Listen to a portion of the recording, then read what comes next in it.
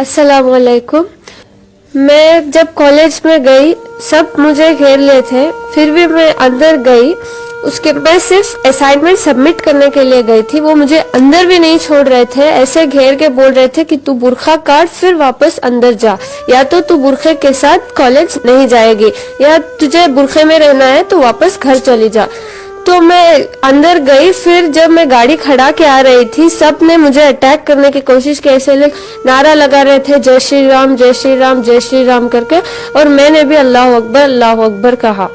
नहीं, ये आपको किस तरह आया जहन में कि भी मैं अल्लाह अकबर ही पुकारूं? ऐसा मतलब क्या था? क्योंकि मैं डर गई थी थोड़ा बहुत। जब मैं डरती हूँ मैं अल्लाह का नाम लेती हूँ, तो अल्लाह का नाम लिया, अल्लाह से शुरुआत किया। ओके, एक सवाल आता है, जैसे कि आप स्टूडेंट हैं, क्या हम जिस तरह मौजूदा हुकूमत ने कहा था कि बेटी बचाओ बेटी पढ़ाओ, क्या यही वो दिन थे कि बेटी बचाओ बेटी पढ़ाओ के, जिस तरह हमारे वजीर आजम ने कहा था?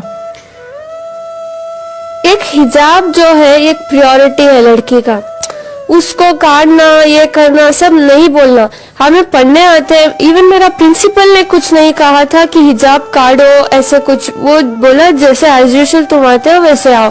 लेकिन ये जो थोड़े आउटसाइडर्स थे और मेरे कॉलेज के फ्रेंड्स थे, वो मेरे क्लासमेट्स भी थे, थोड़े उधर खड़ के चिल्ला रहे थे कि बुर्खा काटो और जय श्री राम करके चिल्ला रहे थे। हमें ऐसा नहीं करना चाहिए।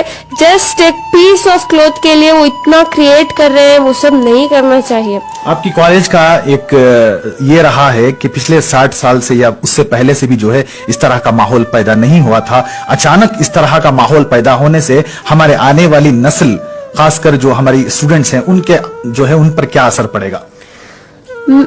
मैं जब गई, मैं जाने से पहले 4 लोगों के साथ ऐसे ही बर्ताव किया गया था। वो लोग रो के रूम में बैठे थे, रो के बैठे थे। मैं तो डरी नहीं, मैं अल्लाह अकबर बोली, लेकिन वो सब रो रहे थे। और बहुत सारे कॉलेज में ये सब चल रहा है, तकलीफ दे रहे हैं, नहीं करना चाहिए सब।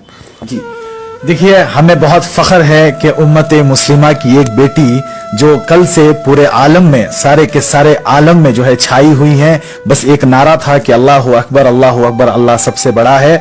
हम बाकायदा ये जानना चाहते थे क्या ये इनका जज्बा है, मगर नहीं। हम देखे कि सुबह तहज्जुद की नमाज के बाद, फजर की नमाज के बाद जो है हम इनसे मुलाकात किए। माशाल्लाह बहुत पाबंद और बहुत ही मुत्तकी लड़की हैं जो अल्लाह रब्बुल इज्जत ने आज इनको इतनी इज्जत दी है। देखिए, आने वाले दिनों में हमको क्या करना चाहिए, खासकर स्टूडेंट्स को?